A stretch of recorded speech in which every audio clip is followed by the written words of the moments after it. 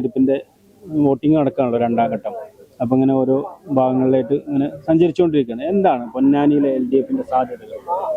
പൊന്നാനിയിലെ എല്ലാ തദ്ദേശ സ്വയംഭരണ സ്ഥാപനങ്ങളിലും LDFിന് മികച്ച മുന്നേറ്റം ഉണ്ടായിരിക്കും. ഒരു ചരിത്ര വിജയം ഞങ്ങൾ പ്രതീക്ഷിക്കുന്നു.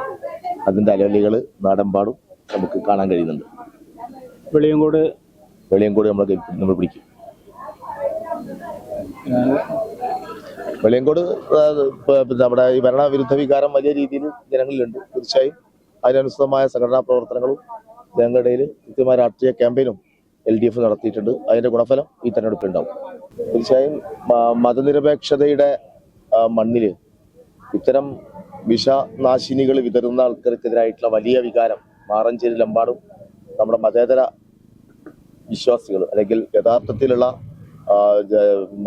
മതേതരത്വം പുലരണമെന്ന് ആഗ്രഹിക്കുന്നവരുടെ നാടാണ് മാറഞ്ചേരി. ആ തിരിച്ചറിവ് അവിടുത്തെ ജനങ്ങൾക്ക് ഉണ്ടായിട്ടുണ്ട്. തീർച്ചയായും അതിനെതിരായിട്ടുള്ള വലിയ ആഘാതം ഉണ്ടായിരിക്കും. LDF മികച്ച മുന്നേറ്റം നൽകും. ഈ തെരഞ്ഞെടുപ്പ് പൊന്നാനി താലൂക്കിൽ ഇടതുപക്ഷ ജനാധിപത്യ മുന്നണിക്ക് സമ്പൂർണ്ണ വിജയം സമ്മാനിക്കാൻ ഒരുങ്ങുകയാണ്. 3 ജില്ലാ പഞ്ചായത്ത് ഡിവിഷനുകളും അതുപോലെ തന്നെ പൊന്നാനി മുനിസിപ്പാലിറ്റിയും നല്ല ഭൂരിപക്ഷത്തോടുകൂടി വിജയിക്കും. നിലവിൽ ഭരണമില്ലാത്ത 2 പഞ്ചായത്തുകളാണ് ഈ പൊന്നാനി താലൂക്കിലുള്ളത്, കാലടിയും അതുപോലെ വെളിയങ്കോടും. അത് രണ്ടും ഭരണം തിരിച്ചു പിടിക്കും. പെരുമ്പടപ്പും അതുപോലെ നന്നമുക്കും ആലങ്കോടും എടപ്പാളും തവനൂരും വട്ടംകുളവും നല്ല രീതിയിൽ വിജയിക്കുമെന്നാണ് ഞങ്ങളുടെ വിലയിരുത്തൽ.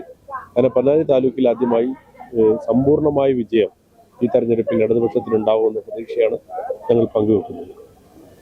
റിയൽ മീഡിയ, ഒരു ദേശത്തിന്റെ ശബ്ദം.